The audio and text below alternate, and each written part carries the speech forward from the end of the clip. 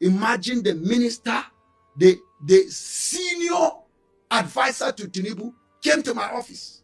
She said, I gave her this. She asked me, what is the evidence that there was genocide? This is 500 people that were killed one day. And that woman was able to stand boldly on Arise TV. And she said that I'm the one that gave her. It's true. But it's in prison. There's something that we did. But she didn't produce the fact finding before the media. That this is what we did to the people, the Muslims that came to kill 500. And imagine how stupid that woman is. Ignorant. Which woman is this? What's her name? Special advisor on community development. I don't want to know her name because she has caught herself already. Based on Jeremiah chapter 48 verse 10, it says cause is the person who is laxity in doing the work of God. Cause is the person who is deceitful. She's deceiving Nigeria that it was reprisal. And the blood of these people that were killed. Over 500. 500 in one night. Look at their names here. Can I see please? Look at her name. She bastardized this soul. And this soul, the blood of this soul, their skeleton in the grave, will haunt her down. Mark my word. She thinks she can carry people that are dead. She plays politics with the dead. She will never know peace in her life to the grave until she repents. And I could still remember when Kabiru Sokoto, a non-terrorist leader, was caught in the house of our current vice president. Mm-hmm. Tell me, supposing Kabiru Sokoto, after bombing the Catholic Church, supposing Kabiru Sokoto is a Christian, and the governor is a Christian, the vice president is a Christian, and they found Kabiru Sokoto in the house of the vice president. Imagine what will happen in the nation. I need you to quickly describe what happened the night that they attacked your church, the community. What happened? How did it happen? What wreckage was left behind? And what did the government do after the attack? You see, let me tell you something.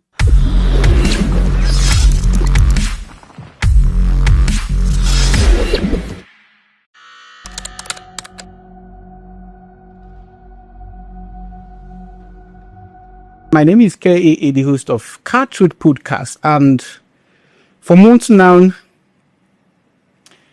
there have been so much to talk about Nigeria. We've witnessed atrocities across the country, killings, destructions, and kidnappings across the country, and most especially across the Middle Belt. We've been disturbed. Every sensible person in Nigeria have had difficulties sleeping peacefully at night because of the bad news, the killings of children, women, fathers. And today at the Car Truth Podcast studio, we have a man who has been through it all, a man who have witnessed some of these dastard acts, a man who have witnessed some of these destructions. And we are going to be speaking with him today to get a clear perspective, a clear story of how these things are coordinated so that we can push it out there to the world. And so that those who have the power to come for the rescue of the innocent people who keep losing their lives every day in this country can hear his voice more clearer and louder. The person I am with today at the Car Truth Podcast studio is Reverend Dachomo. That I don't know if I got that pronunciation correctly. So he's the provincial church chairman of Church of Christ in Nation, ROOP. This church is located in Bakinladi local government area of Plateau State. This man doesn't need an introduction because we've seen him in series of videos. He has been crying out loud against some of these killings, and we're privileged to have him today. You're welcome, sir. Thank you very much. You're welcome. So we have seen heartbreaking videos and read very disturbing news about these killings, these destructions, and very dehumanizing wickedness against innocent people. And you have been in the midst of most of this news from Plateau.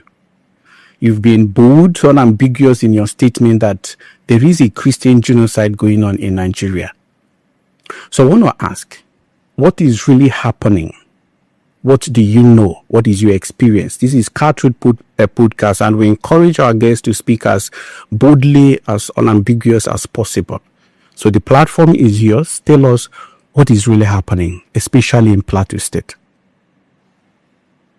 Comfort, what is happening in Plateau State is not ethnic, it's religion. Just a brief moment. We've realized that most of you watch our videos, but then forget to subscribe to our channel. So I'm taking this moment to appeal to you to kindly subscribe to this channel. Your subscription to this channel is going to support us in no small way. And with you, we are going to keep doing what we're doing on this platform. Thank you so much. Religion, but they hide under ethnic. They hide under bandits. It's a religion that hide under unknown gunmen to erase certain groups of people of background religion, people that are under a different belief. And this is what is happening in Plateau State. It started not now. Since centuries before 18 something. When Ottoman Tamfudio launched jihad in Nigeria, he defeated many nations from the far north. When he came to Plateau, our forefathers defended their faith. They refused to submit to Islam. Ottoman Damfodio tried his best to erase the people in that genocide movement of religion. But our forefathers stood vehemently against him. And they defeated him. He lost his armies. He doesn't know what to do. They shift down to Kaduna. The southern Kaduna stood against him, fought him. They penetrated to Nasarawa, forced many ethnic groups to become Islamic. And the movement moved. Benue stopped them too. They couldn't do anything. He moved down to Kwara. He removed the traditional rulers of indigenous Kwara people, the Yoruba, and installed Fulani leadership there. And he was heading towards the coast. He penetrated Niger. KP people were able to stood vehemently against him. But he got part of KP, who was cut from Sokoto. And this is a movement to establish the sultanic leadership over the north before the European people came. And the alliance with them. That's why history was removed from education curriculum of the country, so that we will not know about the history. Because it's going to cause a problem for the movement of jihad. And the issue of Plateau State, the generation we are passing the issue, why Plateau? The vow that must make Plateau to become Muslim. They have tried several times to make our parents to join them in Islam. They resist it. Right from now, I'm telling you, after 200 years, they wanted to renew it again. Under disguise, farmers, herders clash. Before the Fulani came, we have cows. We have animals, which our forefathers were rearing or participate in it.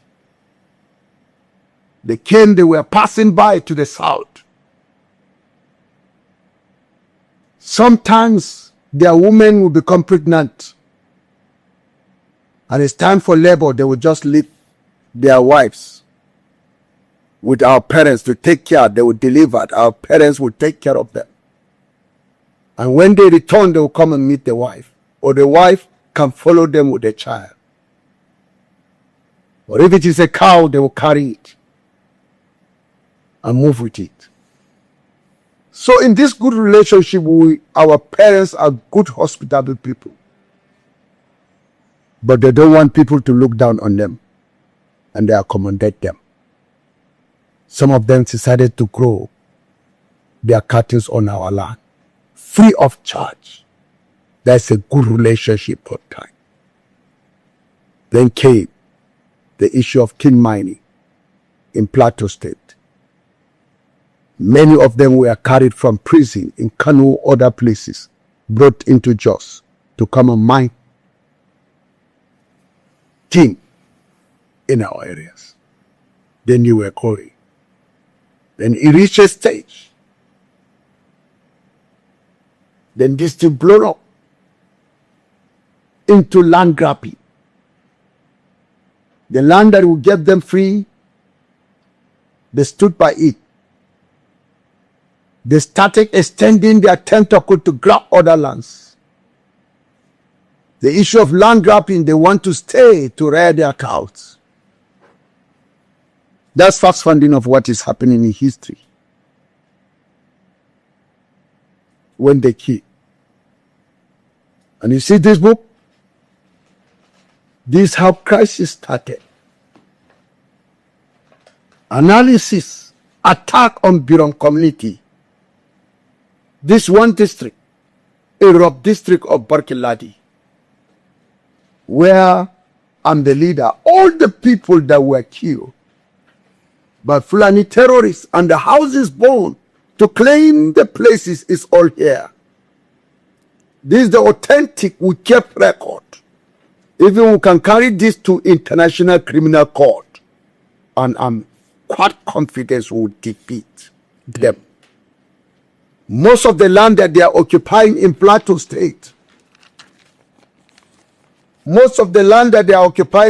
State, is freely. And they extend part of the land by force, by relocating the community. In Plateau State, we have lost lands all over to Kwampan that they have occupied by force. Over 200 villages. Over. In Bromlan alone, over 84 areas that occupy. And this is a pure movement of jihadists. They have vowed they must declare Plateau, win Plateau as Nasarawa State, because Plateau, Nasarawa State were carved out of Plateau. You see, let me tell you something. The movement of the jihadists, Islamic movement. We in Plateau were receiving the heat that the South is supposed to receive by stopping Islam moving down to the South. It is life in history. And I thank God many Muslims are teachers of history in secondary schools. And they know what I'm saying. That is exactly what happened. So I'm not saying what they did not know. They know it. They only come out and deny there is a lie. But in their conscience, they know That is the truth. So all of these killings has been going on because the Fulanis wants to take over people's land. Yes, they have done it in the far north. Many Hausa lands has been seized by them. When I would say in Hausa, the Banza Bakwe, there are many emirates. The Banza Bakwe were occupied, is jihad that conquered them. And they imposed Fulani to rule over the place.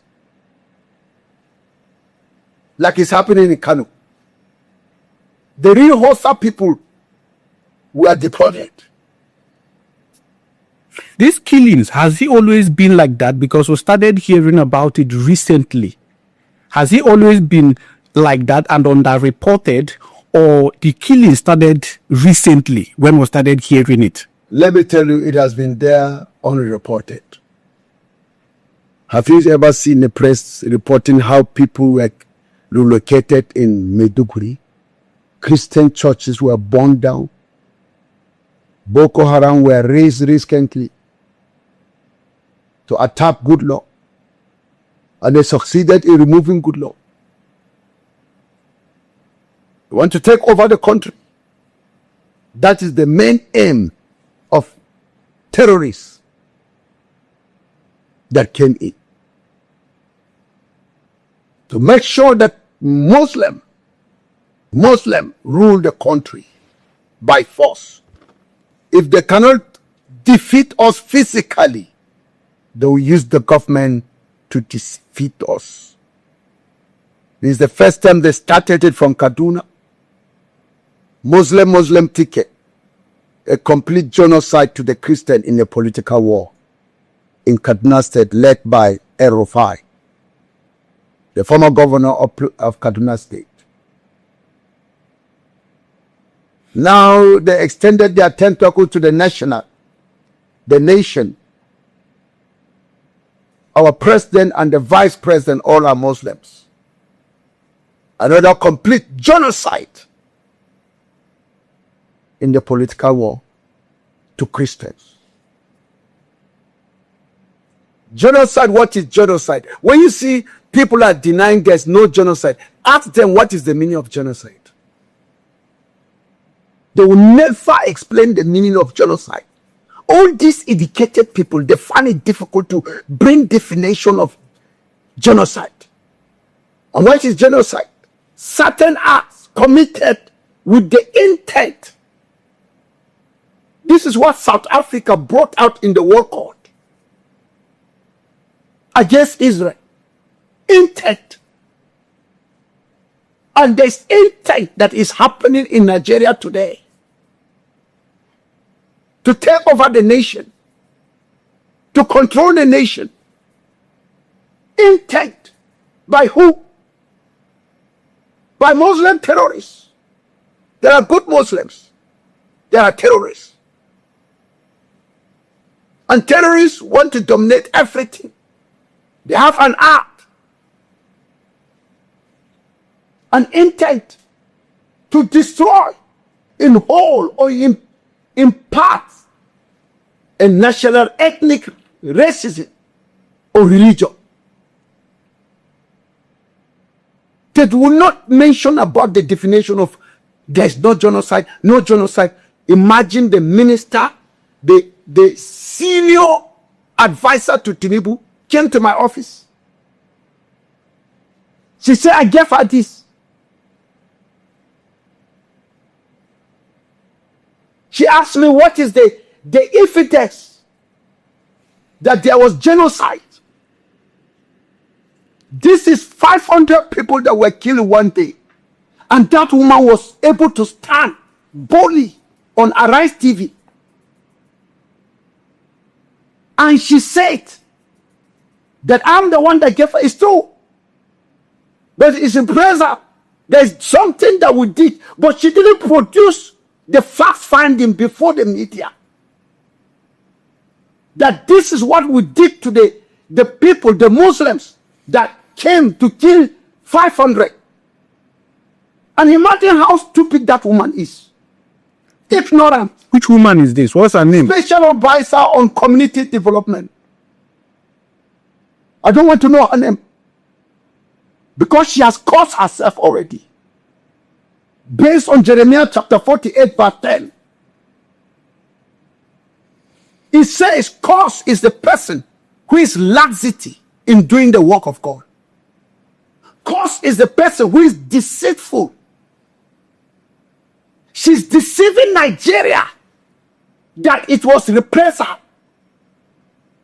There's something we did to them. So now she's telling us now we have the right to repress. She said it's reprisal from the Fulanis against the farmers. Against the Christian. But what did the Christian do? What was their She didn't mention it. That is the language of politics. And I will take up by power politics. It means now that they have been destroying our crops, every Christian should start using chemicals on his farm. She didn't know because she lacked the knowledge. She was speaking on behalf of the government. So every Christian should start using chemical on his farm. So the president, if you destroy my crop today, I use chemical. The president is approved by this government. And the blood of these people that were killed, over 500. 500 in one night.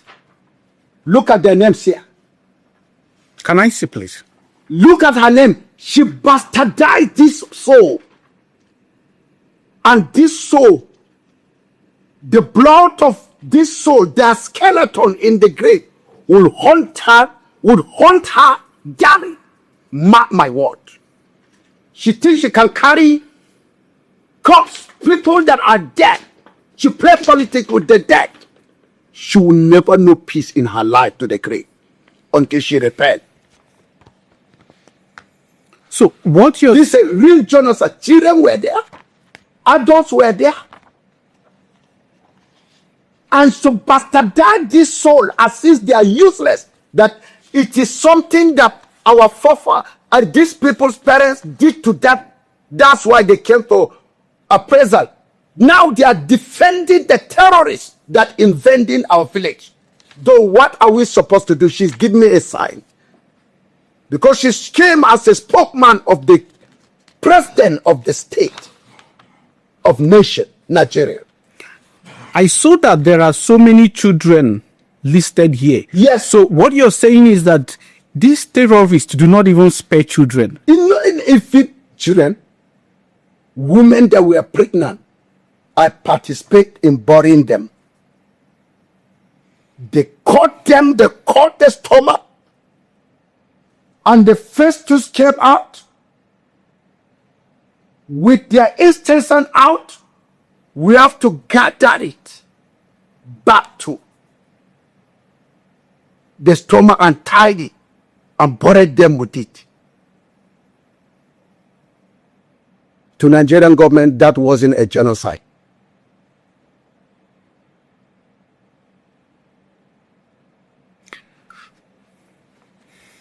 This is so much. It is so much. I already feel like crying. So what you're saying is that the government are complicit in the fight against these terrorists. Is that what you're saying? How can they find themselves? So you're saying that the terrorists are part of the government? Absolutely. That is why, can you imagine they kill General Uba? And the government are buying time, telling them to repent and bring a general on the ground. And you are petting the terrorists.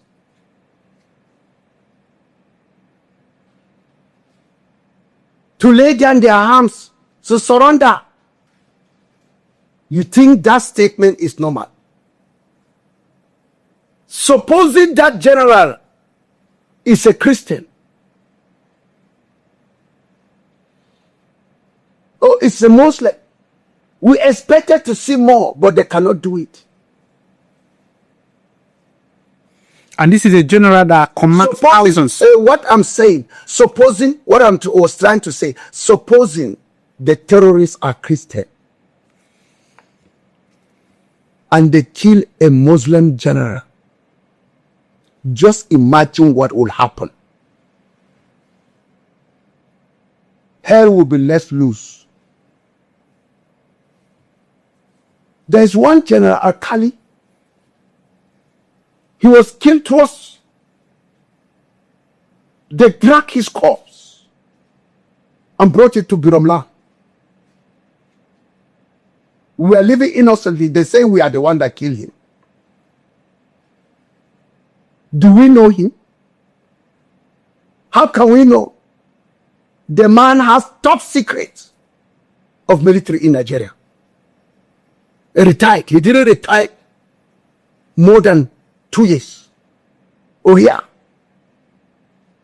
There's one Air Force around Nasarawa. A general, a Christian. They followed him and killed him. Are there any other evidences, proof that you can point at to show that the government are part and parcel of this terrorism? Yes. Let them go and face the terrorists. Let's see. Gumi has said it's his children. And Gumi has many top-ranking officers in the government. If Gumi is saying that the terrorists are his children, no wonder he has been negotiating on behalf of the government. They have been releasing money to him. They made compensation to the terrorists, which means it's another way of making federal government to become an ATM. Funding the terrorists through negotiation. But Reverend, Gumi is not a government official. Don't you hear what I say? He has children, top rankings in the government officials. Is he not a Muslim? Is he not a Sheikh? Doesn't he have followers? Are you saying his followers are not among the top government officers? They are allegiant to him? This one thing I can say. I'm a pastor. I have members. And the members, there are some that are in hierarchy position in the government. And if I have a problem, I confront them. And this is what is happening in the Islamic world. With what you've just... Common sense will tell you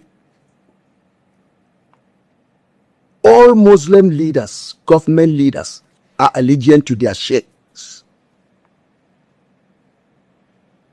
Are they not their children? Spirituality, in spirit, in religion, they are his children. Like Sheikh Gumi in Plateau State, he's the head of Izala in Nigeria. Any general that is a Izala is allegiant to him. Even if the president is an Izala, if Shetima is a Izala, is allegiant to him, to Sheikh Gumi. That's where I'm coming from. And the same Izalas, leaders, sheikhs, they are the one. What a Pantan? Minister of former Minister of Technology and Communications. And he's a sheikh. Are you telling me he doesn't have voice? And he once said something. Yes. About Boko Haram. He has said something.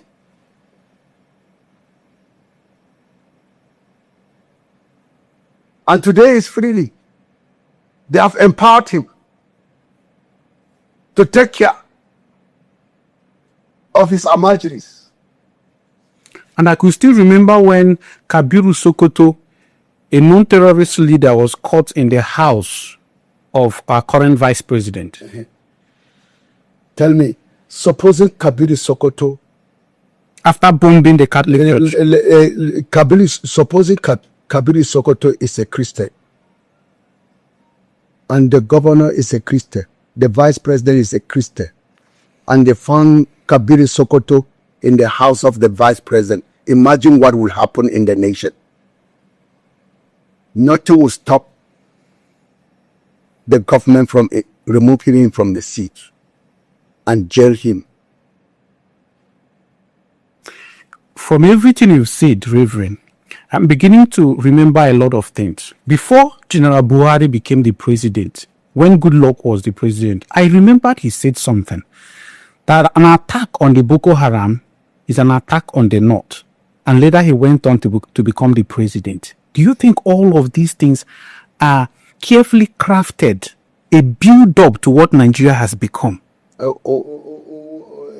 That was a weapon in the hands of those that were okay. That's why people that don't know much about Islam movement,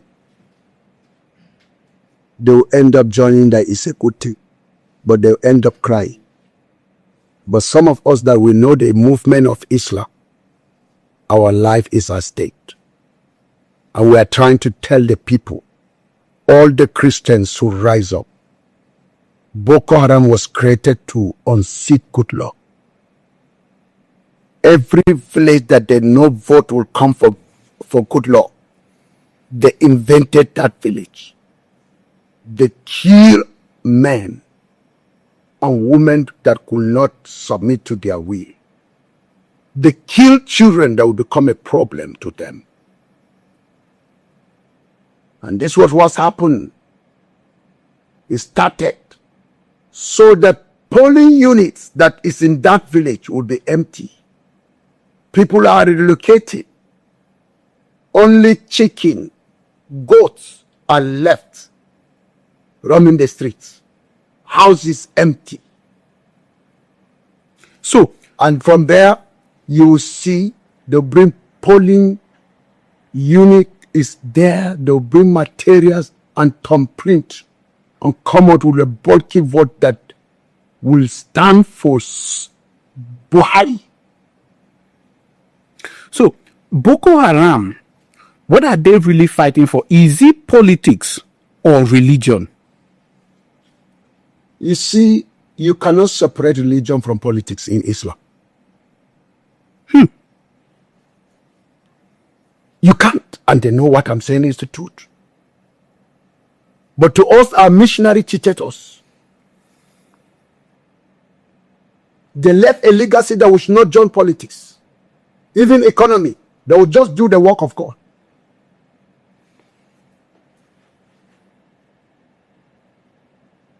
This is what happened.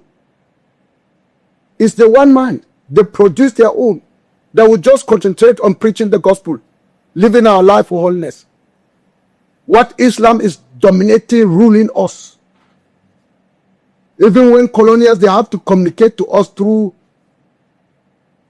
the Muslims. That's why when the independent came, they hang all over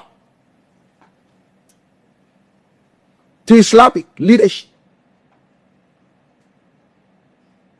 They know, because the Islam brought a rules to the colonial, this is what we want. The middlemen should be under them. So that they will control. They agree with that of the East and the West.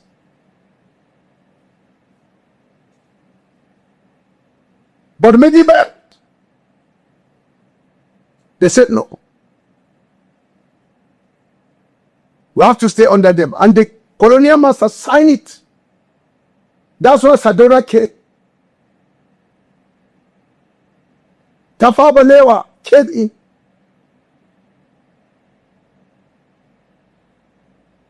Even when Gawan was ruling the nation, wasn't the one controlling the nation. It is Islam. Because it's based from Zaria, not Plateau. And this is what is happening. I need you to quickly describe what happened the night that they attacked your church, the community. What happened? How did it happen? What wreckage was left behind? And what did the government do after the attack? You see, let me tell you something.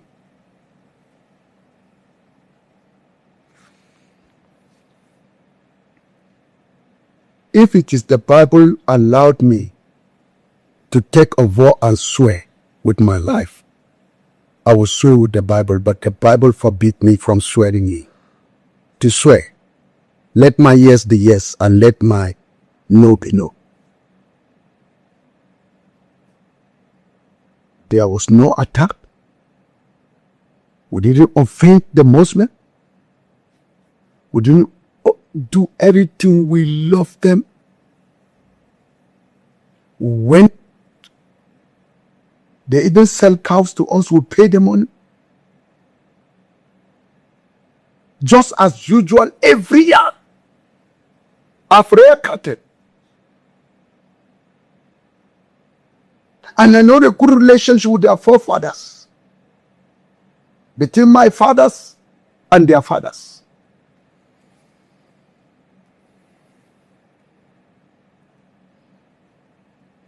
We make this thing deposit money from January to December.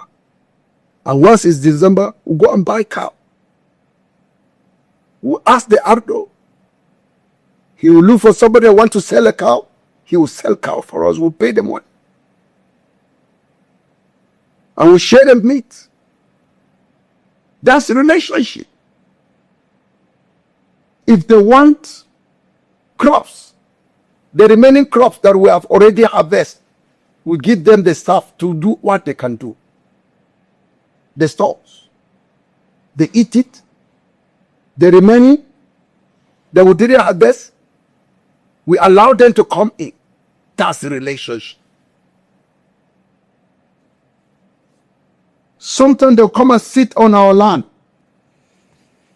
so that we can get the dues, so that the feces of the cows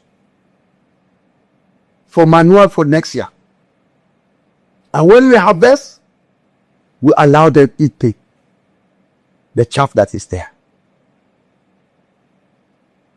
But that night, when women were busy, some were plaiting their hairs, some were cooking goret, some were cooking soup, stew for tomorrow, some were frying chicken, some were frying meat that they bought, some were ironing. That's the Christmas Eve of 2023.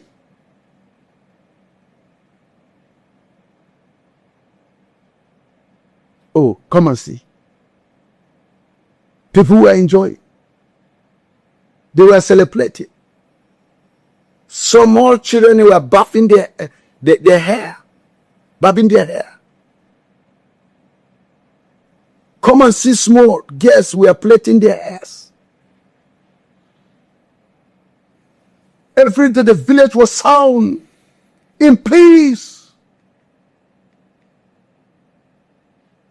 What will happen next? My people in my churches, not one village, not second village, down up to Bokos area in local government. Come here and shout, Allah Akbar, Allah Akbar, Allah Akbar. Sporadic shooting all over, gunshots all over the village. Everything was left. Everybody was running for his life. Children don't know where to go. Parents were looking for their children. Every place was scattered. Oh no.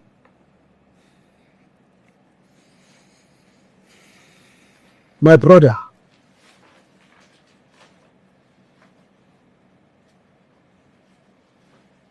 you see children, Kim? God. With their legs, women. A woman with her child, she was killed at the back.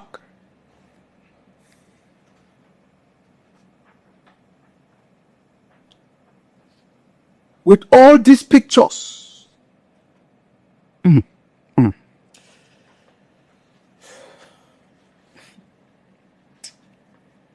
That day, I was called in the night.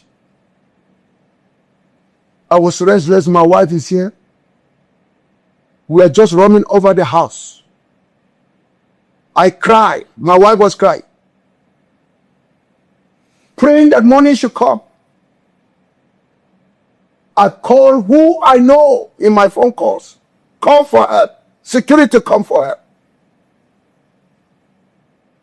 And let me tell you, that day, it was a dark Christmas for us. And I learned to say that the history will repeat itself this Christmas. From the insiders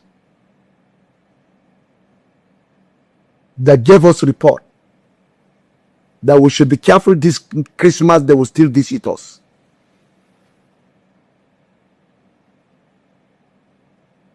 And we are just, our life is in the hand of God. That day, I have to mobilize all my members in Barkilad.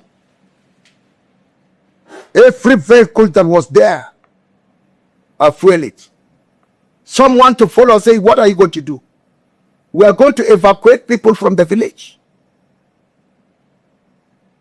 Come and see small children tired on our way going into the village. We have to be packing them into my car. I told the driver should take them straight to the compound. Old men that cannot walk, we evacuate them. Women that are pregnant, we are packing them out of the village. That day, it reached a state that I cannot even walk from one village to another. We have to gather other cops from different villages to the other villages.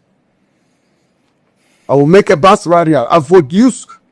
Almost everybody has run away. I will left with few youths. If you can look at me at the graveyard, at the video, only few youths. Imagine taking a corpse that is heavy. How many corpses? I was tired to the state that I went to another village in Tenti. But what did I discover? I opened the door, come and see corpses. I become more weaker. I cry without tears. It is the military, the security men. When they saw, they say, Baba, you are tired. You can't do this. No more you to dig the grave. Oh, they were tired. The military has to help us. I said, thank you. Kai, they were also tired. Performing burial. The graves is there.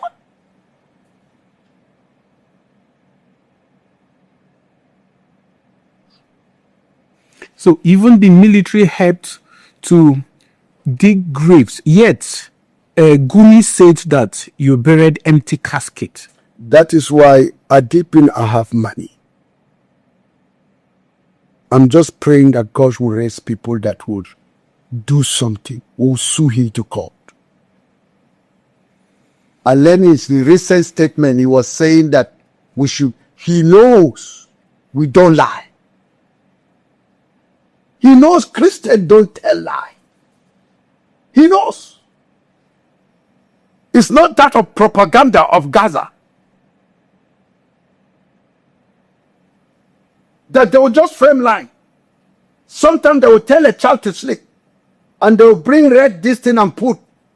And carry him and show the wall. And later the child will walk. To deceive the world that there is genocide sometimes.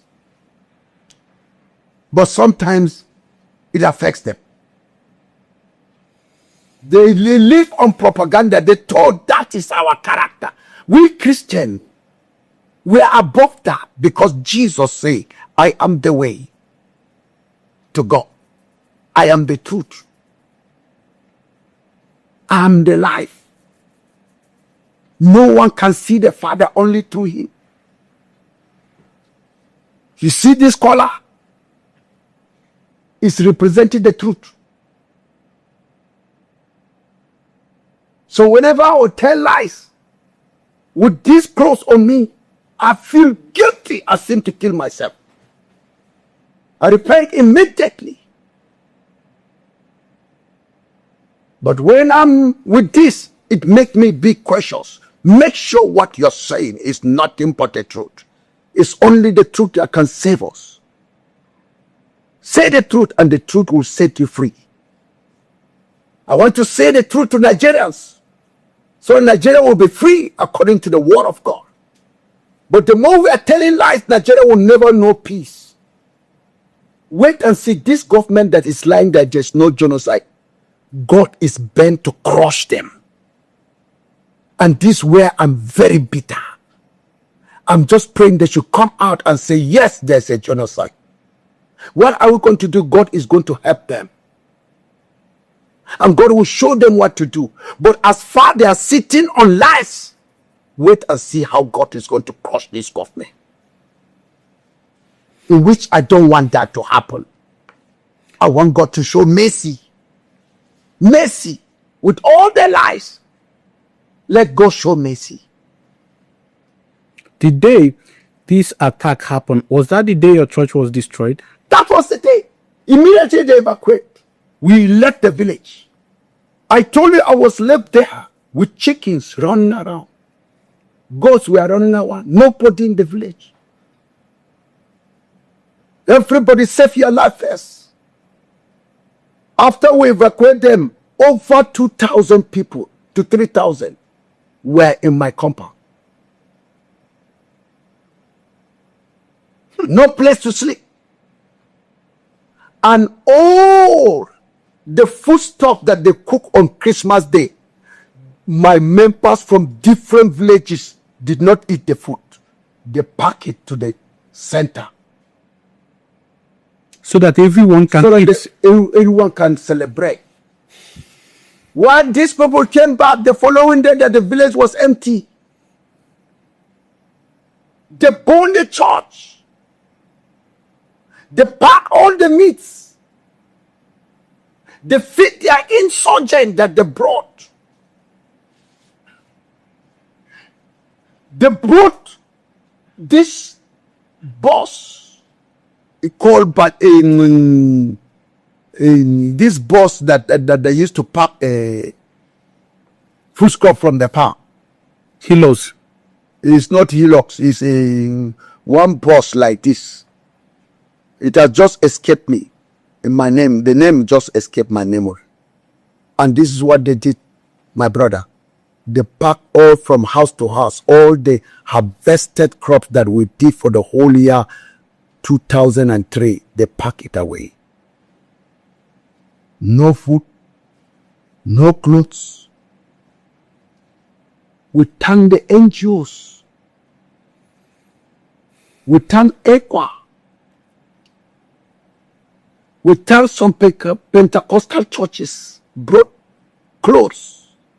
We tell the Catholic Church, the women leader of Nigeria, Catholic, and the Bishop of Jos, the Archbishop. They brought food stuff for us. They brought materials to clothe the people. Come and see. We thank the government.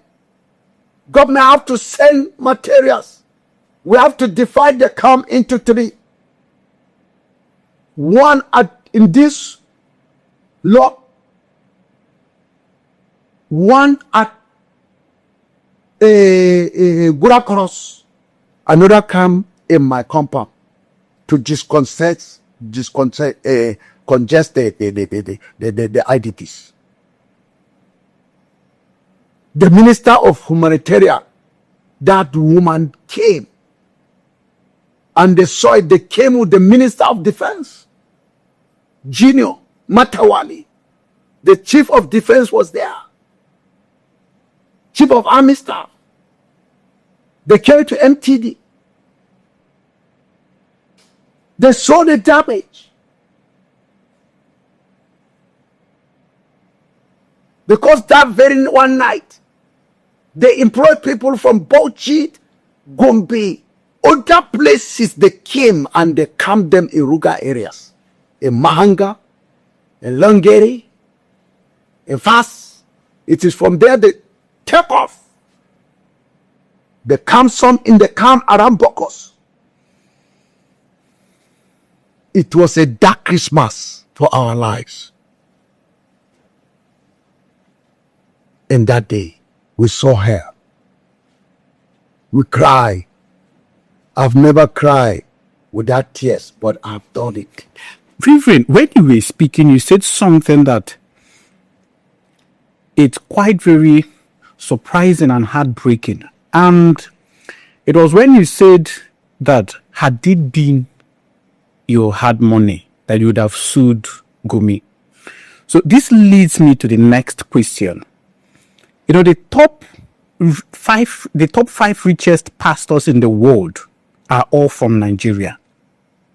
And you are the face of the resistance against the Christian genocide, according to you, against Nigerian Christians. Now, my question is, these top Pentecostal pastors who have all the money, we've not heard their voices as loud as we would have loved to. In fact, I've used my personal page to call some of them out. I said, why are they not speaking out? Why is it that, in fact, there is a Catholic bishop in Abuja who've come out to say that there are no such things as Christian genocide because Muslims are also killed in this attack. So why exactly is it that these rich, powerful, influential, big pastors are not speaking out? They are not doing as much as you are doing to ensure that we'll call the attention of the world to what is going on in Nigeria. And let me tell you something. How is God himself that refused to use them? If God chooses to use you, he knows how to break you to the position that you must speak.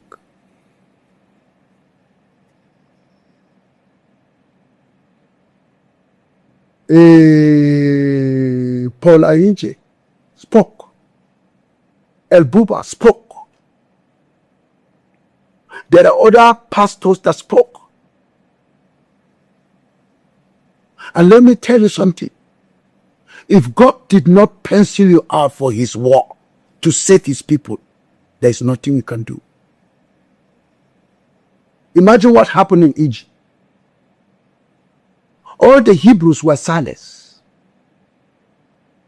It's when Moses made a move to save his brother by killing the other Egyptian that was fighting his brother. Despite the fact he was in the royal house, there's nothing that he lacks. The royal house of Pharaoh is comfortable for him. He could have just said, there's no punishment on my people. Enjoying the goodness of Pharaoh's house. He could have just said, even when the Egyptians are punishing the Hebrews with hard labor, they are dying. He could have just said, there's nothing going on. And clean. to Pharaoh. But still yet, he came out. He was very bitter, crying in the royal house, how his people were treated. This was what happened. Then he doesn't know when. He stood, and the other time, a Hebrew and a Hebrew man were fighting. He showed concern. Why are we not brothers? Why are you fighting each other? But the Christians of today, some of them, they are no more the salt of the earth. That Jesus said, you are the salt of the earth. You are the light of the earth. They are no more the light of Nigeria. They are no more the salt. And what is the work of salt? Is to preserve meat or anything from decaying. The work of salt is to give good taste. And any salt that cannot melt to touch the other part of this pot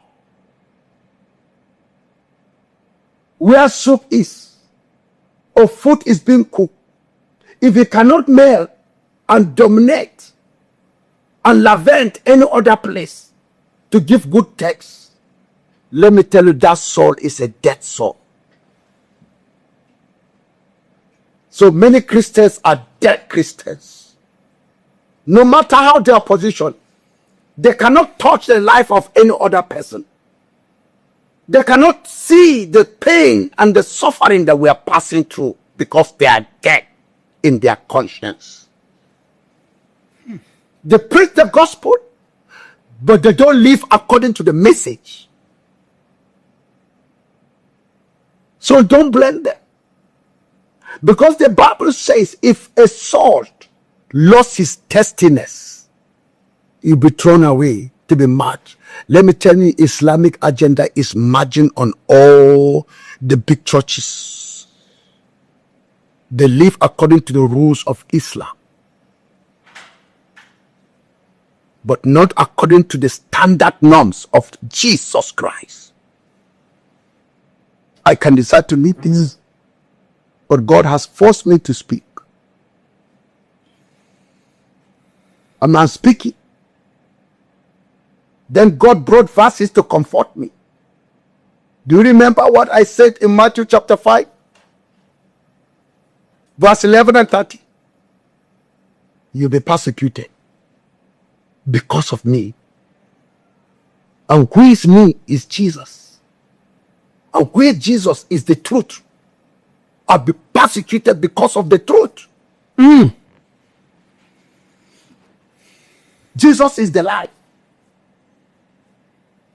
I'm alive in Christ. That's why I speak. Dead people don't speak. A dead Christian cannot speak.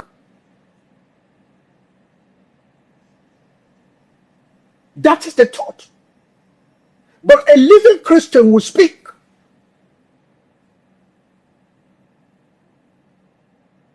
Will advocate for others. That's why Jesus says in John chapter 17 verse 19, for them I sanctify myself. For the Christian in the north, in the middle belt, in Nigeria, I dedicate myself before God. I've never cheated on my wife since we got married. I don't have time for church money until they give me. As I'm coming there, my secretary, he has to talk with the accountant. They forced me with 50,000 and here is the money. That please, in case. I said, no, keep the money. They said, no. You may see something and buy something on the way. Because I don't care about church money until they give me. And any person that support me, I'll put it back into the work of God. And this is what is happening, my brother. Don't blame those churches. God has not opened his eyes on them. When God will open his eyes, they will speak. Reverend, I didn't know that there are still pastors like you who are in Nigeria. There are many. I am More than me. I am wowed. I need you to tell us, just paint a picture for us on what happened. We've seen a video where you talked about your grandmother.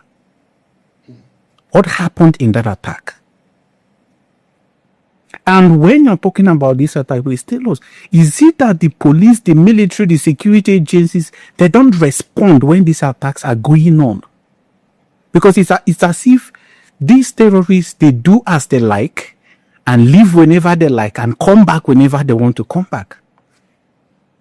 I know saying the truth has cost me a lot. They have blocked my Facebook. They have closed anything that I have to do with social media. Because things that they don't want the world should know, they block me.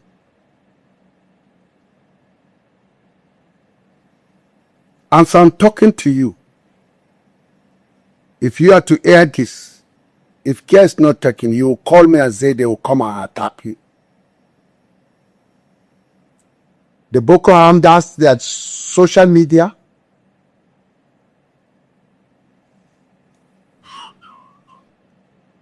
They work on it. They arrange people to report the accounts that will damage them, in which they did on my own. And I believe in it. They caused Facebook to close my account. It's all trouble. And they don't want the world to know about what I'm saying.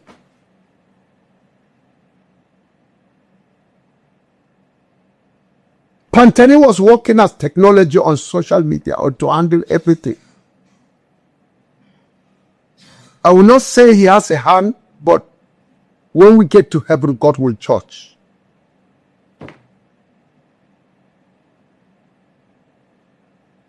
And this is the man that they are protecting Boko Haram.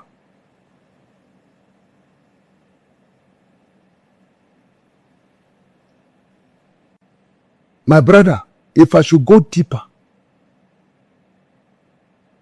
many Somotos in the north, it is Boko Haram that war for them.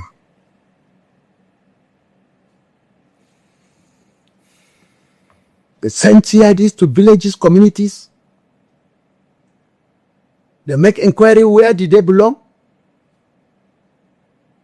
If they are not belonging to them, they will allow terrorists to go into that village. That's why they are saying Muslims are also key. Do you know, when I heard this from the government, I cried because I love the government. I love them from my heart. Despite Muslim ticket that has completely genocide the Christian from the world of politics. It's Muslims that are controlling it.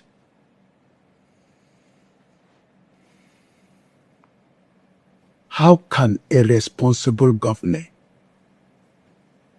say yes, Christians are also key? Is it Kenny who won't call that lawyer?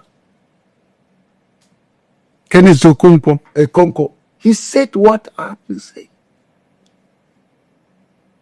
I called the man and the man was saying the truth. Kenneth, how can a responsible government come out with an ideology that yes, Christians are being killed? Even Muslims too are also killed. What are they there for? Is it not to protect life? Are you justifying that Muslims are also killed? So everybody should be killed.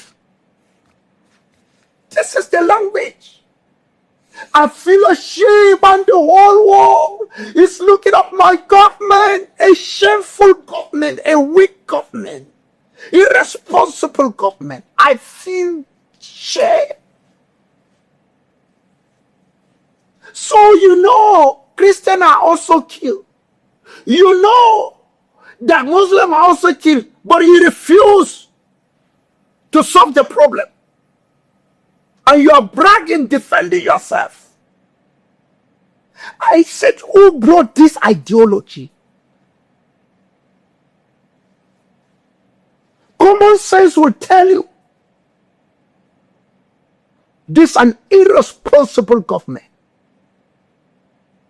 done by them, not by us. That's why I'm praying for the government. God show mercy. The more you hate me, the more I love you. Let me tell you, the Fulani terrorist knows about my village. That is PA, Irium, local government. That's the village I grew up from primary school to secondary school. Before I relocated to the city to stay with my uncle, Yohana Damba. I lost my father when I was 6 years old. And I know what it means for somebody to pass through pain. Living in other people's hands that they have their parents. Sometimes in one of the houses, if we're eating food with their children, they will hit me that I'm eating fast more than their children. I have to wait for the children to fetch 1, 2, or 3 into their mouth before I incite my hand. Sometimes I fetch food, they will say I should reduce the food. We have not even finished the food, they will say it is okay, everybody should. It's finished. Let's leave the rest for tomorrow morning. I was starving in hunger. I know what is there. I have to relocate and come back to my grandmother. My mother become. Though I have my biological mother, she's living in somewhere, scouting. So I prefer to go and stay with her brother. Ngomata was a mother to the wife of my uncle. Sometimes I'll go and stay in their house and help them on their farm. And I know in Bien village, in Riom local government, when I was in the city, what will happen? Then a phone call came in the night. When I was receiving the phone calls, hearing backgrounds of guns, I called who is who to go. I wanted to go to the village that night. They said, no, there's no means for me to go. In the morning, I have to own my car and rush to the village. Come and see children scattered in. Some were tired, sleeping just as that of Hurum village.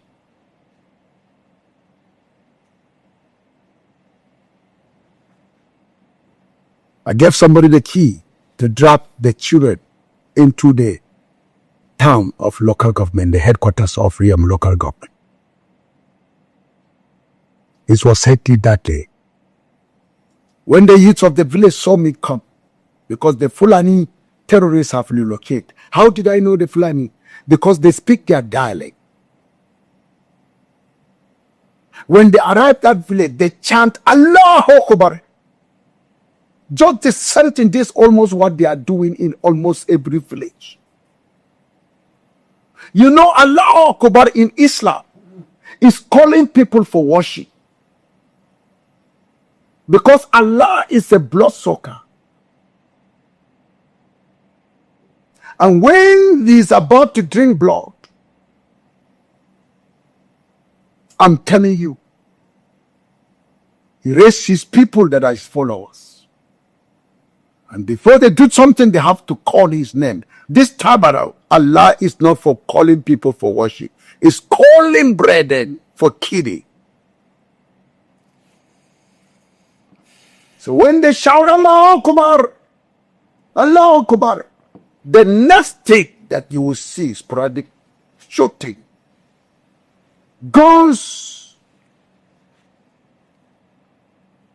And I'm saying this, they will know the sound. Even from the far, as I was coming to the village, they were on top of the hills, watching us, shooting to scare us to go away. And you can hear they have gone.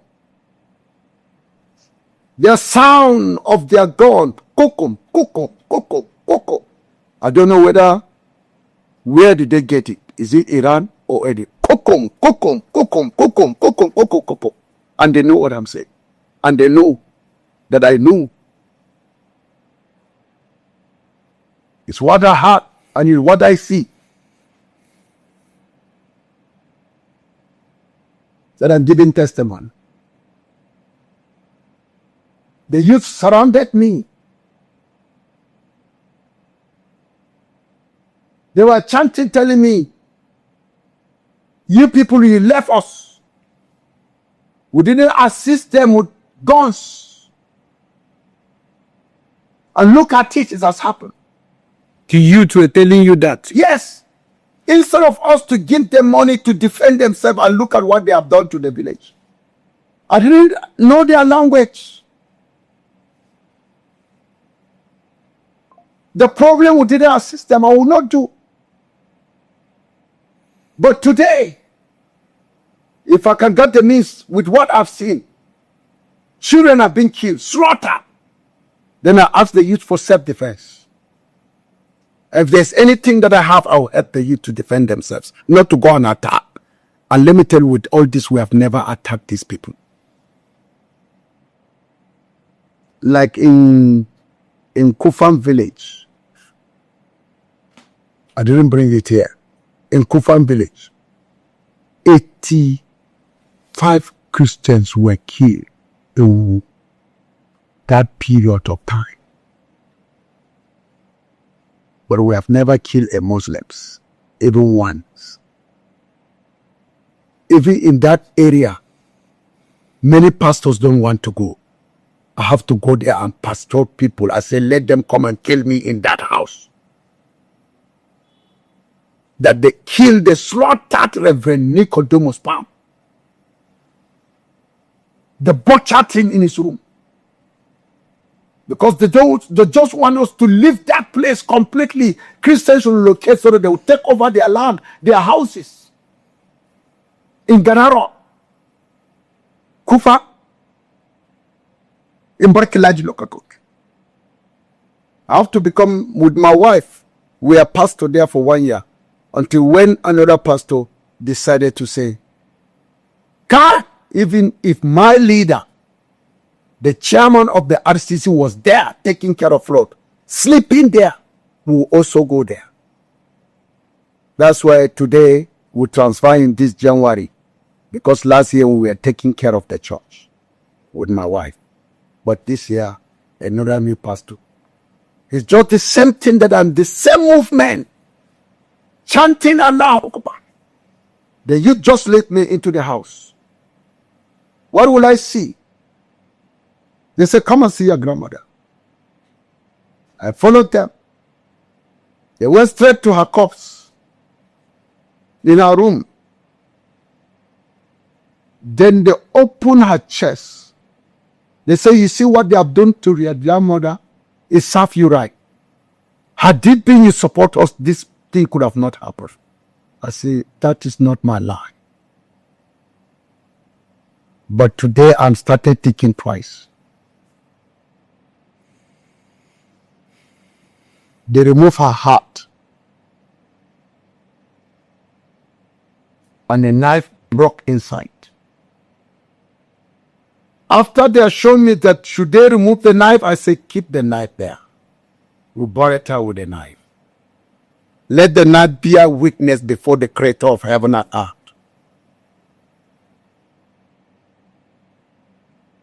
Then they lead me at them, I follow them. Here is my uncle, that guy.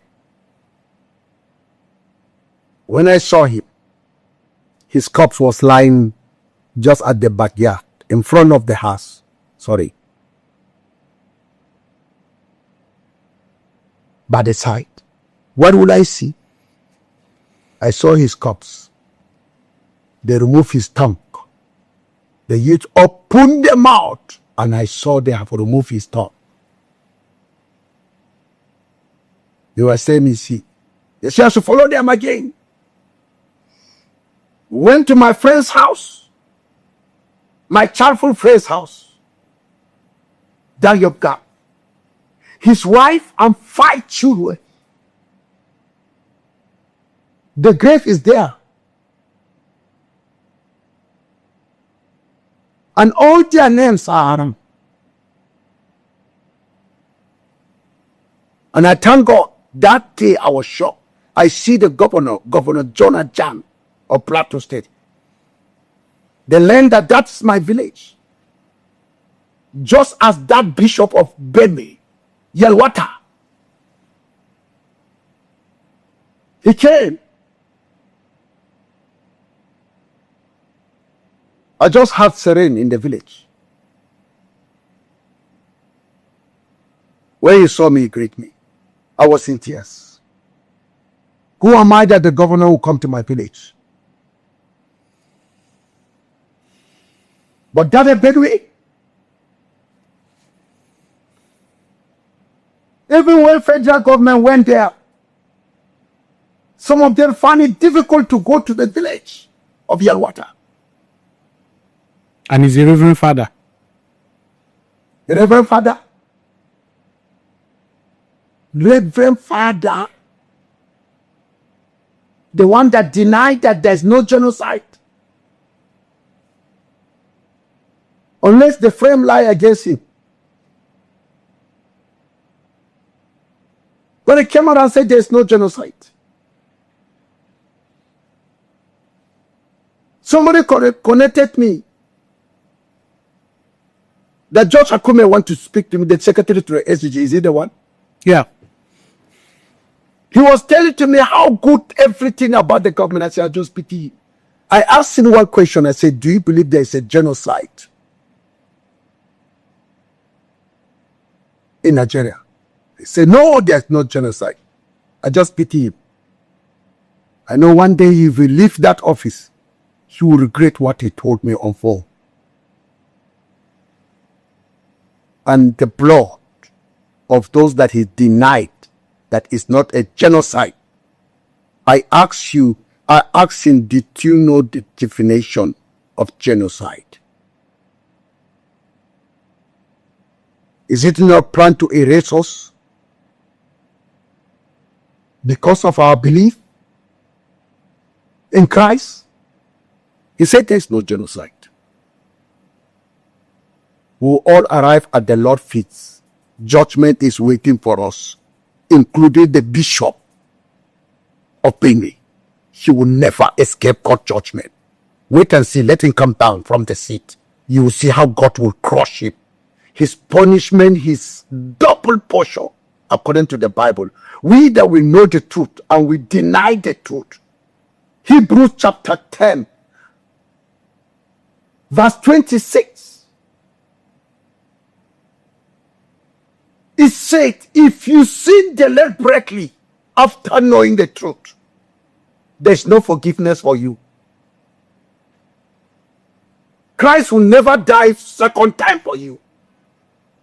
Verse 30 said, vengeance is mine. All those that deny deliberately, they know that's a genocide. None of them will escape God anger. And verse 31 says, it is a fearful thing for a sinner to fall into the hands of an angry God. God knows that these people have been killed. Genocide has taken place, and somebody on earth is saying there's no genocide. Do you think he will make it when he comes face to face with God? He will escape? While the Bible is clear, if he sinned deliberately after knowing the truth,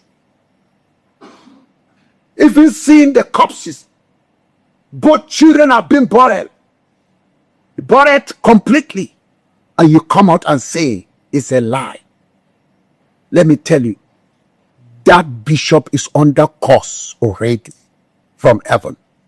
According to, I have to pronounce the truth that people don't want to hear. People are operating under curse, but they don't want somebody to tell them this. Jeremiah 48 verse 10, I'll still repeat it. Curse is the person who is deceitfully doing the work of God. Deceitfully. That's another version. Curse is the person who is laxity, another version, in doing the work of God. And you think we will escape? Knowing the truth and we are denying the truth? Why is it? That is when we buried them in one grave. All of them. 13 people in one day. And your friend with his wife and 5 children. They were born alive. They locked the room. They set fire on them. When the youth opened the door for me, what will I see? I saw her lying down with her child. She tied the child at back. Both the wrapper burned down with the child at her back. And somebody will come and say it's not a genocide. Kai! It's better that person never giving birth on earth. This is a great blasphemy before God. Knowing the truth and refusing to do what is right. Say the truth and the truth will set you free. These people are not free. They are under bondage because they refuse to say the truth. I'm praying that God should show mercy upon them. I'm praying that God, please show mercy on them. Why is it that major media outlets like channels, Arise TV, even NT and the rest of them, we've not seen you in these media houses? Is it that they have not reached out to you all of this, while all of these things? No, none of them will come. They will not come until the Spirit of God led them, because they are controlled by Satan. It's only Arise TV that is trying. That I saw a Rufai defending that there is a genocide. And other staff in Arise TV. Despite the fact they know that woman was lying. A special advisor on community development. If that woman come across me the second time, I would disgrace her publicly. She's an agent of Satan. She doesn't belong to Jesus. And if she's a Muslim, she's doing the agenda of Islam. And if he's a Christian, I just pity her, I forgive her. I forgive her. But I have to expose her and stand publicly and tell her one day she will not be there. And God will track her down. I've released angels to go after her for coming to my house to receive a list. And she bastardized that list, will haunt her to the grave until she repent. And she repent and release blessing upon her. The blood of those in those graves will fight her to finish it. You think she can play politics with me? Only if I sin against God, she will escape. But as long as I keep myself pure before Jesus, she will never escape. If she's a Christian, Anytime she raises her hand, her hands is full of dirty of the blood of these people. Definitely, that list will be reporting her before heaven. And because God of this world has blinded her eyes, she will not know that she has damaged her future. Not that she can die. God can leave her to the stage that she will be urinating, shitting on her bed. She will look for death, and God will refuse to allow death. It's another way of punishment. We saw a video of you where you were lamenting that I think you said some pastors were taking advantage of you and they were using your name to scam people with Bitcoin. Yes. Name of Bitcoin. What exactly happened? I was just at home. They called, please, Daddy, what will happen? We want to help you. We sympathize with your story. We want to see how to come in to help us because it's affecting us all. And when they came, the Bitcoin, they say we are going to stand and open an autograph of the Bitcoin or what? I thought it's a good idea to help my people.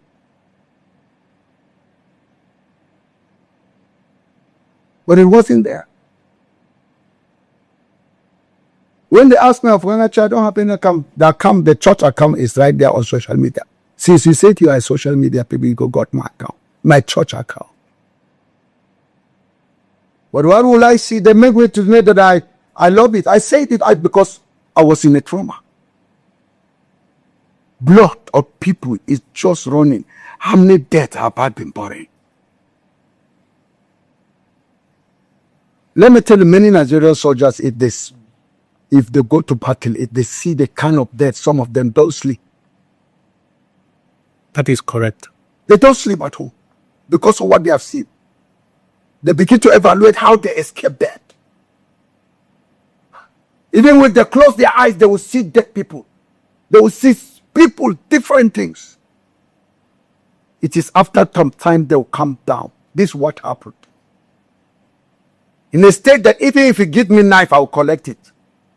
I will grab it to be safe. So that's what happened to them. But later I understand it was fraudsters.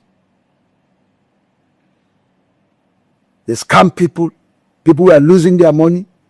About Bitcoin, I don't know much about. I don't know even anything about Bitcoin. Until when they called my attention that these people are scamming people. What? I have to call them and want them to delete every. When I discover they are not ready to delete it, then I make a press list. How can you use me to scam people? But let me tell you, it's not apart from that. Even right now, there are more than 10 Facebooks bearing your name. So, bearing my name. Scamming people. And I just ask God, do something. And God is about to do something because another scammer called me from the hospital. He was about to die. He has been using my name. He's scammed people. Money, a lot.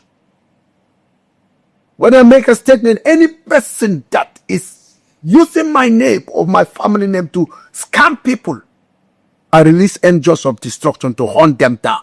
Jeremiah 16 verse 16. And it happens. And these people that came for Bitcoin, they are pastors. Pastors. They introduce it and they are pastors. But I hand it over to God. I'm wondering what kind of a man, what kind of a mind will a human being have to use? Suspected even one Isaac, somebody. Yes, Isaac. I know the Isaac. Okay. He even tracked down and discovered that it was about $43,000 these people made. But they don't know where it enters.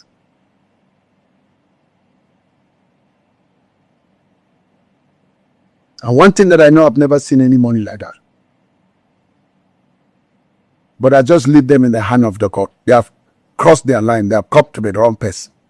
There's one thing in my life, nobody cheat on me and God spare him. I only beg God to show mercy in my life. Reverend, why is there no unified Christian front against these killings? Don't worry, it's on the way. It's on the way. Unification is coming. We can't have unity until we're in the midst of crisis. We are in the midst of turmoil. God used negative things to bring us together. Negative situation to get our attention is coming. What has organizations like CAN, PFN, and the rest of the Christian organization, have they been helpful? No, before, let me tell you, with the press list that they did in Jos, the whole camp president was there. They invited me to that meeting and left them there.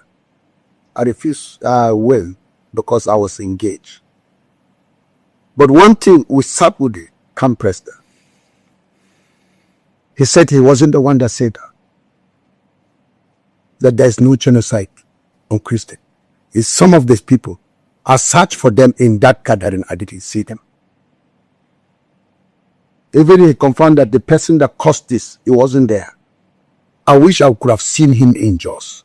And I hope he will hear what I'm saying.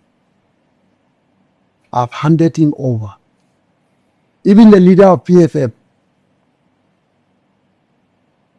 he said he was misquoted.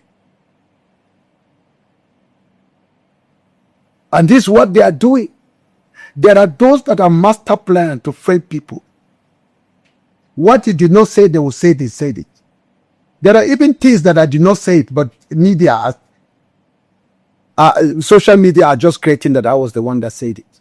I laugh at them. But unanimously, after the meeting, we declare with the president's speech that there is a genocide to Christians in Nigeria. To counter what the government is saying, that there's no genocide. And I told them, I spoke on that meeting. And let me tell you something. I say, since the government cannot humble themselves to allow God to bless her with the truth that is in her and say there's genocide, then they will find God will give them a way to solve this problem. But as far as they declare there's no genocide, they have handed over Christians in Nigeria into the hands of terrorists to kill us the more and more. Because our blood is not enough that has been shed. They need more blood. The terrorists, they have been given a weapon to kill us the more. Until when they are satisfied with our killing, then they will come out and say, there is a genocide. We saw you, I think, in the grave of some of the people you buried, where you were screaming out loud, calling on the international community, calling on President Donald Trump to intervene. Since then, has there been any international intervention? Have they contacted you to find out how they can be of help? And are you in support of the declaration of Donald Trump that there may be U.S. military intervention in Nigeria? But the truth is that if somebody is under float is about to take him away. Even if you give him knife, he will grab it. Float is about to take Nigerian Christian away. And that float is Islamic agenda. Is carrying Christian along to the sea to be killed in the high sea. This is a metaphor statement. We are both in danger. Even the Muslims are in danger. Come and see mass cleaning in the north. The question is, are we continue to receive attacks, crisis? Are we ready for that? We cry for external help. And Trump responded in line with Exodus chapter 3 verse 7. When the children of Israel cry out, God heard their cry in Egypt. And God says, let us go down, for we have consigned for my people. I've heard their cry.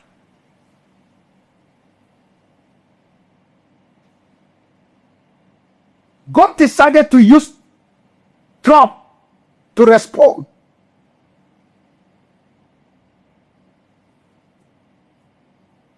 To hear our cry.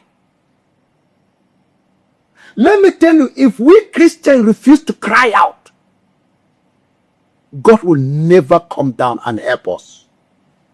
God is waiting for our cry. Imagine, even in Egypt, let me tell you, not all the Hebrews follow Moses out of Egypt.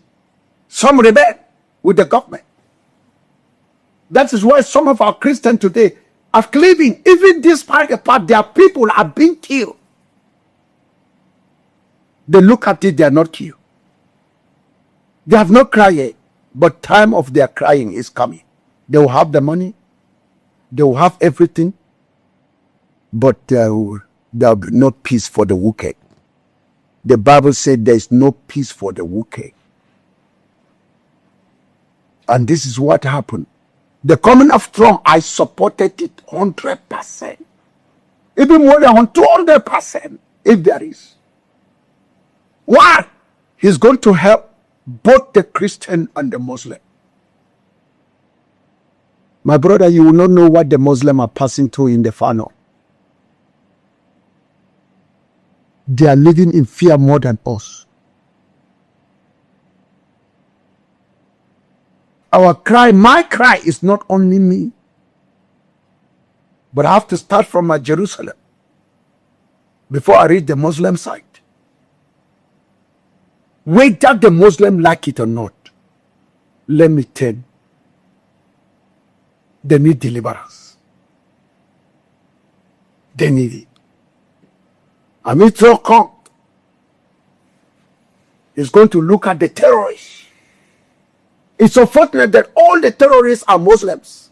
That's where there will be a problem. Even some of the Christians that are supporting the Muslim agenda, they are under bondage, threat.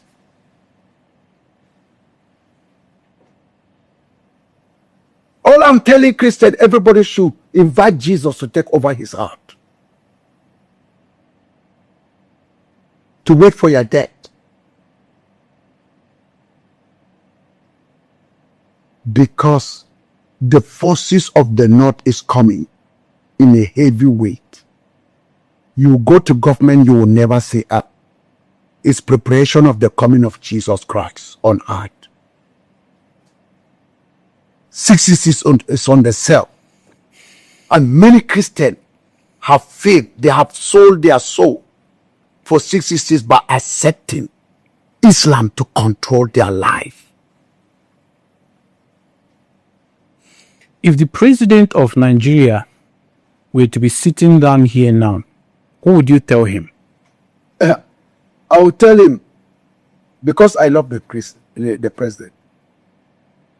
Asiwaju Bola Tinubu, I love the man.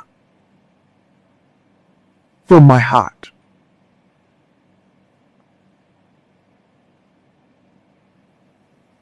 I love both of them. But there's one thing. I will tell Tinubu, if you want to succeed, not only for himself, for the entire Yoruba people.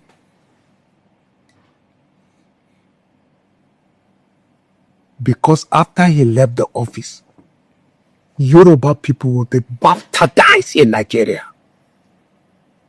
Let him give a good name for his tribe. and also for the nation. He should watch National Security Advisor. It's all Islamic agenda plate in Asoro. Shetima, go and do justice on them. Just wait and see. I don't want to say something that they will say I prophesize. Just wait and see. The agenda of the Lord. It will take God to protect Tinubu to escape the agenda of the North. If not, anything can happen for them to take over as good luck. Good luck is a fortunate. He loves Yaradua. He helps Yaradua to succeed. He displayed justice for Yaradua. Every assignment he did it with that shoot net inside. But just God called Yaradua. With all the display chua to block good luck from having a say in the government, he was patient. It was God that brought him, not you. But in this case, I just pity the president. I just pity you. All I'm saying, all Christians should bring their vote in one place. Because the Muslims are saying they are the majority, it's lie. They will decide to say they are majority with fake Christians inside, but not pure Muslim. Earlier when you were speaking, you said something about Allah. You said that Allah is a blood-sucking God. Don't you think that that is an inflammatory statement, since we also have good Muslims? Do you also not think that probably these people who are killing people in the name of Allah, that they may not have properly represented Allah? Who is Allah? What is the character of Allah? If you look at the character of Allah, if you kill, ask any Muslim that will tell you the truth. The Boko Haram are building their ideology on Allah's structure. In their book of Hadith, Buhari. If you kill in the name of Allah, you have a Jannah. You go and select beautiful girls. Do you think Creator of heaven and earth will do that?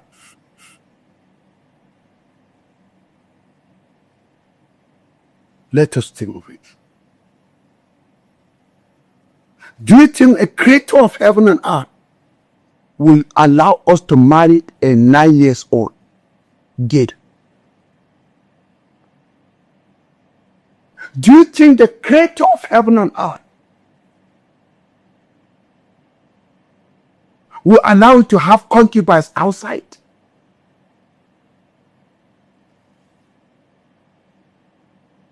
Do you think the Creator of heaven and earth will allow people that belongs to him to call his name when they are killing somebody? Can Jesus allow us to chant, Jesus, Jesus? Then we'll embark on killing people in the name of Jesus. To fear quoi? Have you ever seen any Muslim cleric condemning the chanting of Allah in fighting the Christian? No. If you want, bastardizing the name of Allah. The other good Muslim, they'll gang up and kill that person. And do you know in Islam, Muhammad is more than Allah?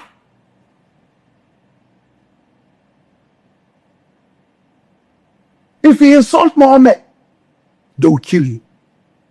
But Allah, they will not say anything.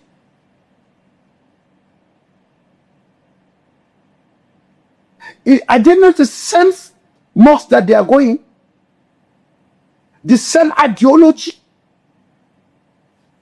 calling Allah Akbar, is calling people for worship to the good Muslims. And the bad one among them, calling Allah, is to kill.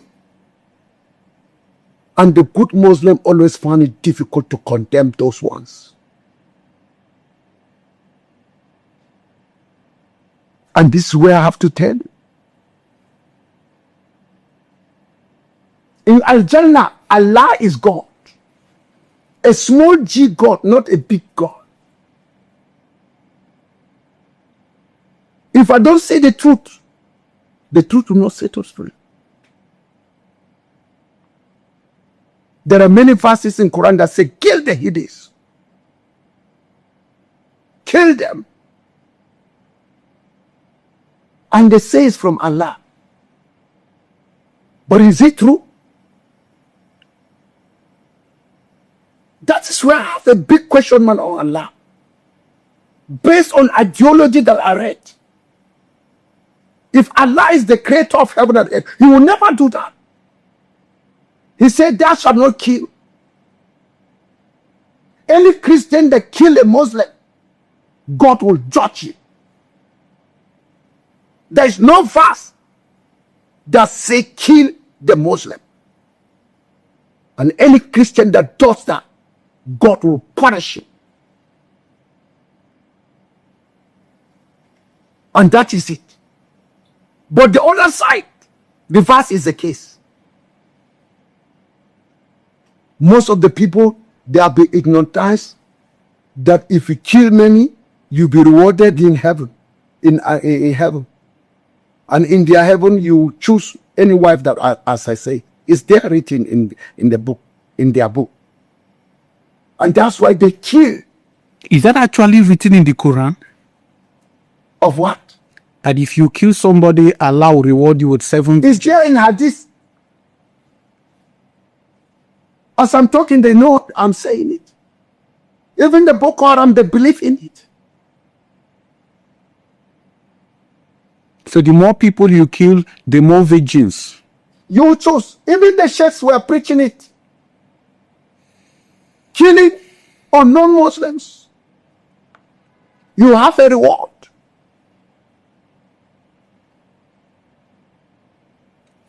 For all of these things that has been But if that's the case, they are not even killing them non-Muslims.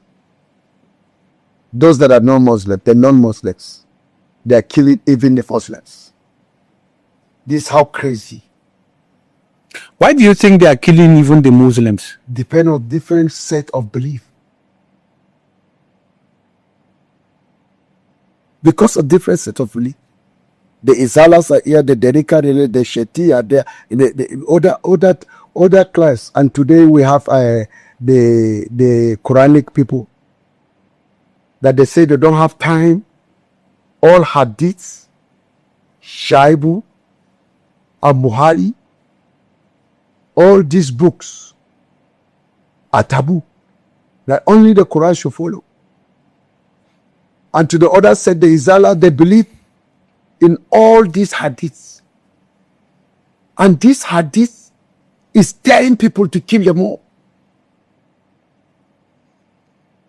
But the difference between the North and the West, Western Nigerians, the Yoruba, they understood each other. But that of the North is a different thing. Don't you think it is insensitive to the Muslims who are also losing their lives, who are also being killed, Don't you think it is insensitive to their own suffering to label the killings a Christian genocide? To level like, do you know the blood of innocent, the Christian that have been killed is haunting them down. Before there wasn't anything like that.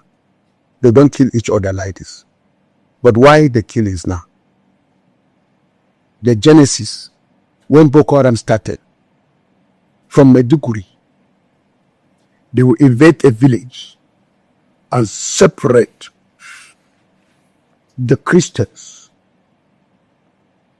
the male and the female. And all the male, they slaughter them to death. They didn't give that record. And the women, they will select them for their sexual urge. And if you find a woman very beautiful, you will take her and settle her. Those that were destined to escape, they escaped. They came to the Middle Belt. Some into Plateau State.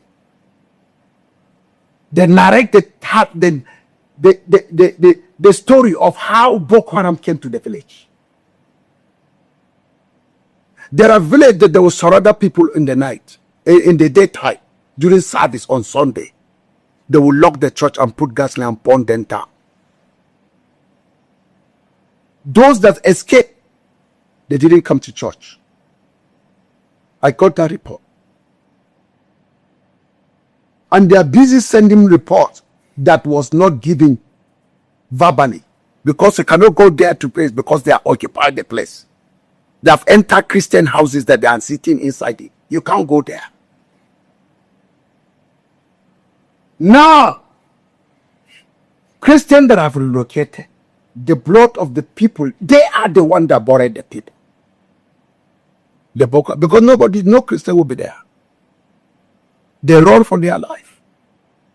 Some went to south, some went to southwest, some stayed somewhere. If you see, the Christians are displayed all over the country from the far north. And the Middle Belt is their base.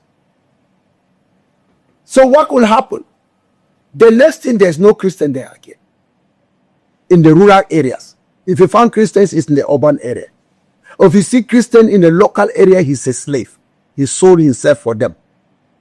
Whatever they say he should do, he will do it. Even if they tax him, he will pay before he farm. But he's allegiant to them.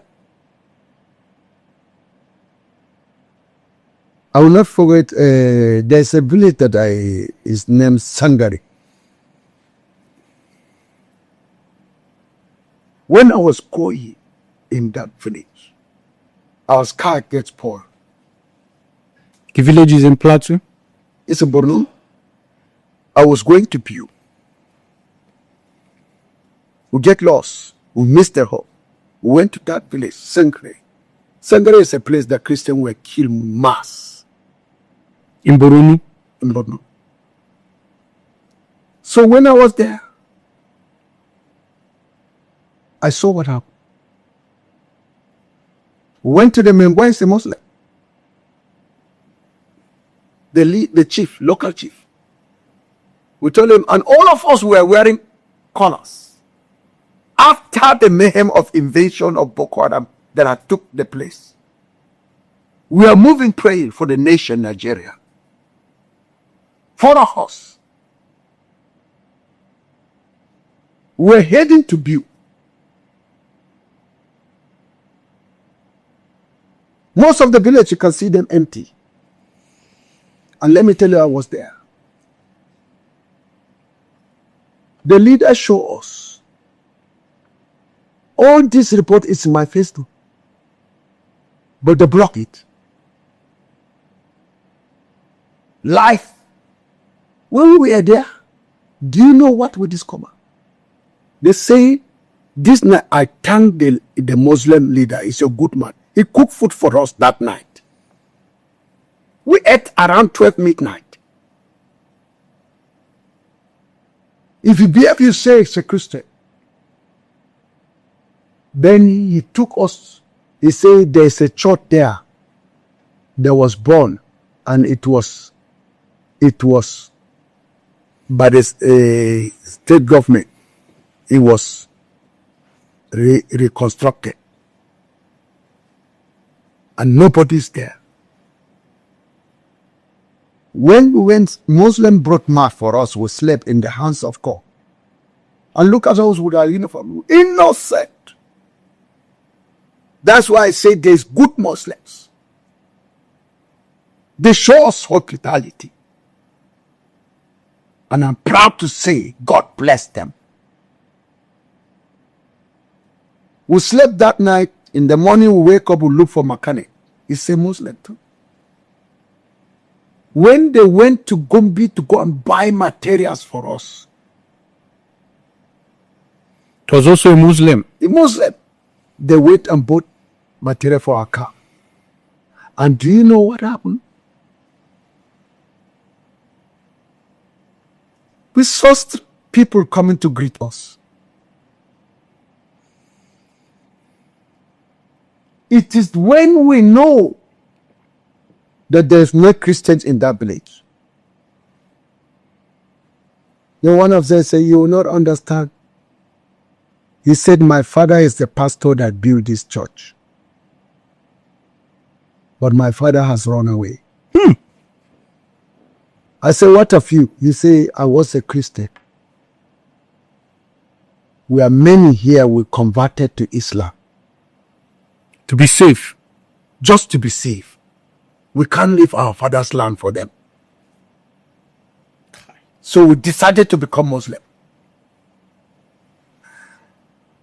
I know the house of the man. Up to date, if I can locate that, I know. The following day, he took us round. He showed us the graveyards of Christians that were killed from house to house.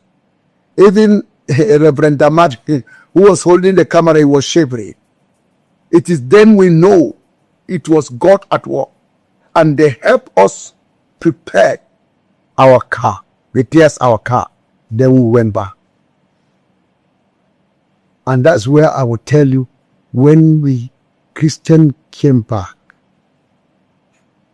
we saw what is happening. So all what is happening, Muslim killing Christian, is nemesis. The blood of Christians is fighting, is speaking before God, saying, "When shall you take vengeance for us?" Have you been receiving threats for all of these things? Have you been threatened? Has there been any attempt on your life? No, a real attempt on my life. There is all over. From those that love me, I have taught the life of Muslims in different ways. Even in Bukuru, when there was crisis, yes, I've received interest. And I thank God the insiders, because they know how I love Muslims. They give me feedback from within them. Threat upon threat. Even putting money on my head. If anybody kills me, if they know that I'm here, let me tell you, nothing will stop them from coming to wait for me just to kill me. So that they will receive that reward that they have placed on my head. I know this is where I know the dividends of telling the truth. And Jesus said, "You'll be persecuted because of me. You'll be killed. Don't worry, it is because of me." It's because of Jesus. So how are you building? How are you safe? How do you handle all of this chaos? And for all the destructions in your community, in your church, the victims, how are they rebuilding currently? Is there any hope for them? Is there any better life for them? Are they rebuilding? Is anybody helping them? Is the government helping them to rebuild? There are areas that government come in. There are areas that they cannot come in. And that is why we are bearing on to this. Let me tell you something. To survive Christianity, you need to readjust to suit into what position you are.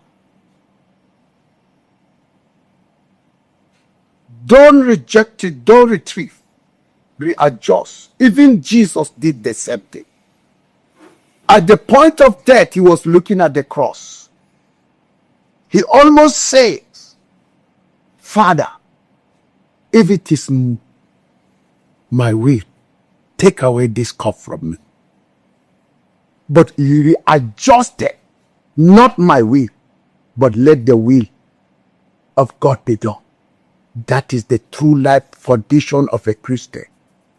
When you are in mix of crisis, you are facing crisis, prepare for that.